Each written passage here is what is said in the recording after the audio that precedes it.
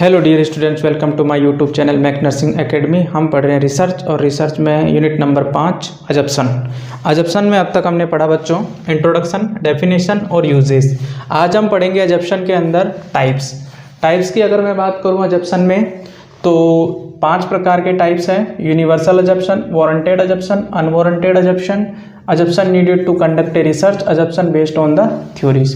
5 प्रकार के अजप्शन हैं। इन 5 प्रकार के अजप्शन के बारे में हम आज पढ़ेंगे। ठीक है, तो पढ़ने के लिए सबसे सही तरीका है आप वीडियो को पॉज करके नोट्स उतारिए और उसके बाद में एक्सप्लेनेशन सुनिए। ठीक है, तो टाइप्स के मैं बात करूँ अजप्शन के अंदर तो नंबर 1 है यूनिवर्सल अजप्शन। यूनिवर्सल अजप्शन क्या बोल रहा है, देखो, it is believe that are assumed. ये टाइप्स पढ़ने से पहले मैं आपको एक बार रिवाइज करा दूं कि पिछली क्लास में हमने जब अजप्शन पढ़ा था तो मैंने बताया था कि अजप्शन क्या है, एक बिलीफ है। ठीक है, और बिलीफ क्या है, ठीक है, बिलीफ है अजप्शन, और जो ट्रू लगता है लेकिन उसका क्या नहीं है, प्रूफ नहीं है, उसको हम टेस्ट नहीं कर सकते हैं। ठीक है, कोई एविडेंस नहीं है। ये हमने पिछली क्लास में देखा था। ठीक है, it is believe that are assumed to be true.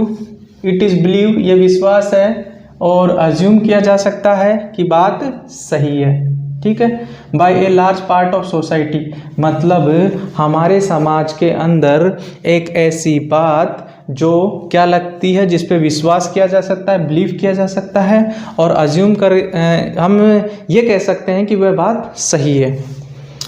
ये कौन बोल रहा है, लार्ज पार्ट ऑफ सोसाइटी, मतलब सोसाइटी में रहने वाले लोग मैक्सिमम ये बात को मानते हैं।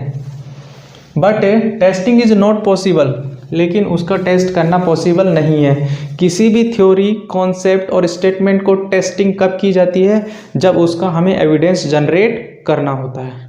ठीक है, एग्जाम्पल की मैं बात करूं, there is a super natural power which is gones in this universe. Gone का मतलब उपस्थित। क्या मतलब है इसका बच्चों, उपस्थित, कि कोई सुपर नेचुरल पावर, कोई दिव्य शक्ति, क्या, कोई दिव्य शक्ति इस ब्रह्मांड में, यूनिवर्स मतलब ब्रह्मांड में उपस्थित है।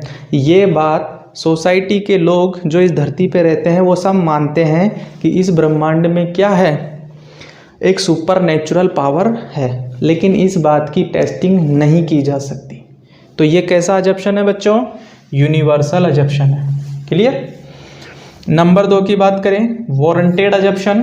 वारंटेड अजप्शन क्या बोल रहा है, these are stated along with evidence to support. These are stated, एक ऐसा स्टेटमेंट, यानी कि यह स्टेटमेंट अलोंग विदाउट, सॉरी यहाँ पे विदाउट है, along without evidence to support. कहने का मतलब एक ऐसा स्टेटमेंट जिसका कोई एविडेंस नहीं है, किसी एविडेंस को सपोर्ट नहीं करता। एग्जाम्पल क्या है इसका, regular prayer brings success because they boost Morley. ठीक है, रेगुलर, रोज प्रेयर करने से, प्रार्थना करने से क्या मिलती है, हमें सक्सेस मिलती है। ठीक है, क्योंकि यह हमारी बुद्धि को क्या करता है, बूस्ट करता है, मोरल, नैतिकता को बूस्ट करता है, सॉरी नैतिकता को बूस्ट करता है। ठीक है, तो इस बात का कोई एविडेंस नहीं है कि प्रेयर करने से सक्सेस मिलती है, लेकिन ऐसा बिलीफ है। अनवारंटेड अजप्शन की बात करें, these are stated without any supportive evidence. These are stated without any supportive evidence. Sorry, इधर ध्यान दो एक बार, ये विदाउट नहीं है, विद ही है, इधर ध्यान दो एक बार फिर से सुनो। ये जो वारंटेड अजप्शन है वो क्या बोल रहा है कि एक ऐसा स्टेटमेंट जिसके साथ एक एविडेंस जुड़ा हुआ है, एक थोड़ा सा एविडेंस है उसको सपोर्ट करता है। ये क्या सपोर्ट कर रहा है? रेगुलर प्रेयर करने से क्या मिलती है? सक्सेस मिलती है, बिकॉज ये नैतिकता को बूस्ट करता है। ये थोड़ा सा एक एविडेंस है। ऐसा माना जाता है कि जब हम प्रेयर करते हैं तो माइंड कंसंट्रेट होता है और कंसंट्रेट होने के बाद इसका जो हमारा माइंड है वो बूस्ट हो जाता है और हमें सक्सेस मिलती है। स्टेटेड अलोंग विद एविडेंस, एक छोटा एविडेंस है जो इसको सपोर्ट करता है, वारंटेड में है, ठीक है। लेकिन अनवारंटेड इसका उल्टा है, एक ऐसा स्टेटमेंट जिसका कोई एविडेंस सपोर्ट नहीं है। इसमें बोल रहा है कि God almighty exist everywhere in the universe. God almighty मतलब ईश्वर की शक्ति। ईश्वर की शक्ति इस ब्रह्मांड में एग्जिस्ट करती है। ईश्वर की शक्ति इस ब्रह्मांड में एग्जिस्ट करती है, ठीक है। तो ये हमारा अजप्शन है, लेकिन इसका कोई एविडेंस नहीं है इस स्टेटमेंट का। इसका एक छोटा एविडेंस है कि ये मोरले को बूस्ट करता है। क्लियर?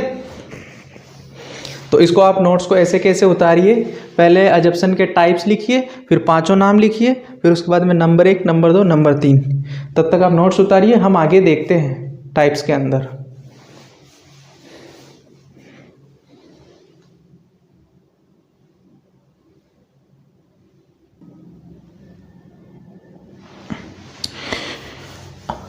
हाँ तो बच्चों आगे देखो, टाइप नंबर 4 की अगर हम बात करें, assumption needed to conduct a research study.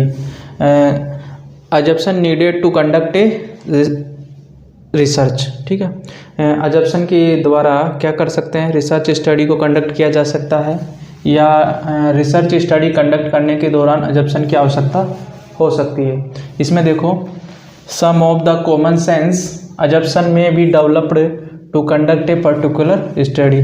Some of the common sense assumption, क्या होता है कि अजप्शन के द्वारा कभी कभी कुछ ऐसा सेंस डेवलप हो जाता है जिसकी वजह से कोई भी पर्टिकुलर रिसर्च स्टडी को कंडक्ट करने में आसानी होती है। अगर एग्जांपल की बात करें तो देखो, coronary artery disease is more common among urban people as compare to rural people. क्या बोल रहा है कि जो कोरोनरी आर्टरी डिजीज़ होती है, हार्ट की जो कोरोनरी आर्टरी डिजीज़ होती है, हार्ट में जो कोरोनरी आर्टरी होती है उसमें ब्लॉकेज हो जाता है, जिसको कोरोनरी आर्टरी डिजीज़ बोलते हैं, वो शहर में रहने वाले लोगों को ज़्यादा होती है एज़ कम्पेयर टू ग्रामीण पीपुल, ठीक है। तो ऐसा अगर सेंसिबल कोई अजप्शन होता है, सेंसिबल जो अजप्शन होता है, तो उसकी वजह से एक पर्टिकुलर स्टडी को कंडक्ट करने में हेल्प मिलती है, ठीक है।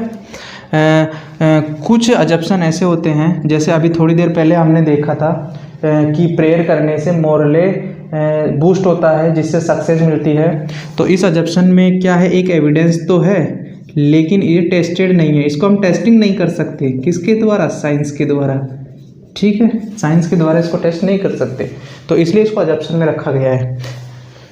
नंबर 5 की बात करें, assumption based on the theories. Assumption based on theories, कई बार क्या होता है कि जो अजप्शन होता है वो थ्योरीज पे बेस्ड होता है, ठीक है। पर्सन नंबर 1 ने कुछ कहा, पर्सन नंबर 2 ने कुछ सुना, ठीक है। पर्सन नंबर 3 को उसने ये बात बताई, इसने क्रिएट की, इसको बताई, बाद में क्या बन जाता है? बिलीफ। बाद में क्या बन जाता है? बिलीफ, ठीक है। ऐसा ही इसमें बोला गया है, if A research study is based on theory, यदि कोई रिसर्च स्टडी थ्योरी पे आधारित है, किसी व्यक्ति ने कोई कहानी सुनाई अगर उस पर आधारित है, the assumption of the particular theory may become assumption of that a particular research study. Particular theory may become, देखो सिंपल सी बात यह है कि ये अजप्शन है, ठीक है, ये थ्योरी पे चल रहा है, तो ये जो थ्योरी है ये क्या बनाएगी? रिसर्च स्टडी को आगे लेके जाएगी, ठीक है। क्लियर? अब इसमें एग्जांपल लिया है रॉय अडॉप्शन मॉडल का। रॉय साहब क्या बोलते हैं, ये जो अभी मैंने बोला एग्जांपल, फर्स्ट पर्सन ने कोई थॉट क्रिएट किया, अज्यूम किया, सेकंड को बताया, थर्ड को बताया, धीरे धीरे वो बात क्या बन जाती है? बिलीफ। मतलब उस बात को एडॉप्ट कर लिया जाता है और बिलीफ में आ जाती है।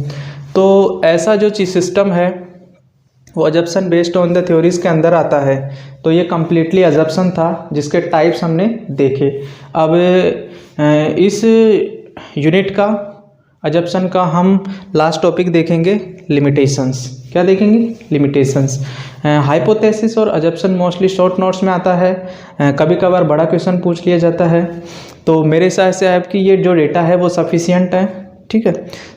नोट्स पूरे हैं, आप यहाँ से उतार सकते हैं, कहीं और जाने की ज़रूरत नहीं है।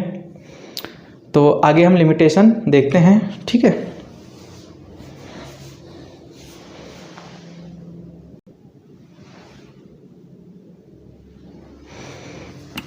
हाँ तो बच्चों लिमिटेशंस की बात करते हैं। अजम्पशन में लिमिटेशंस दो हैं हमारे पास, एक तो थ्योरेटिकल है, एक मैथोडोलॉजिकल है। लिमिटेशंस क्या चीज़ होती है? कभी कभार क्या होता है कि रिसर्च प्रोसीजर्स के दौरान कुछ ऐसी चीज़ें हो जाती है जिसकी वजह से अजम्पशन अफेक्ट हो जाता है, और चीज़ें जो है लिमिटेड होने की वजह से, रिसर्च प्रोसेस के दौरान अजम्पशन वीक होने की वजह से कुछ चीज़ें लिमिट हो जाती है, जिससे रिसर्च प्रोसीजर अफेक्ट हो जाता है। इसमें देखो, it is restriction of the study due to theoretical और मैथोडोलॉजिकल रीजंस। एक तो थ्योरेटिकल होता है थॉट्स की वजह से, थ्योरेटिकल कॉन्सेप्ट मैंने आपको बताया था। एक होता है मैथोडोलॉजिकल, दो कारणों की वजह से क्या हो जाता है, रेस्ट्रिक्शन आ जाता है। किस में? रिसर्च में। ये रिसर्च है, रिसर्च में क्या आ गया? रेस्ट्रिक्शन आ गया है। किसकी वजह से? मेथड की वजह से, थ्योरी की वजह से, थॉट्स की वजह से, ठीक है। तो इससे क्या होगा? क्रेडिबिलिटी जो है, जो इफेक्ट है रिसर्च का, वो क्या हो जाता है? डिक्रीज। क्लियर? थ्योरेटिकल लिमिटेशंस क्या बोल रहा है? देखो, it is restrict the ability of research findings. क्या बोल रहा है? इट इज रेस्ट्रिक्ट, पाबंद करता है, ability of research findings, research finding की जो इस विशेष बातें हैं, जो सही बातें हैं, उसको रेस्ट्रिक्ट करता है। Generalize due to the use of specific theoretical concept. अगर एक ही विचार पे चले, कहने का मतलब यह है कि अजम्पशन में एक ही थॉट पे यदि हम चलते हैं तो इससे क्या होगा? लिमिटेशंस आ जाएगी, रेस्ट्रिक्शंस आ जाएगी, और स्टडी वेरिएबल्स क्या हो जाएगा? अफेक्ट हो जाएगा। एक ही अजम्पशनल विचार पे अगर चलते हैं तो लिमिटेशंस और रेस्ट्रिक्शन आ जाएगी, और इससे क्या होगा? वेरिएबल्स अफेक्ट हो जाएगा, जो हमारे स्टडी का पार्ट है, ठीक है।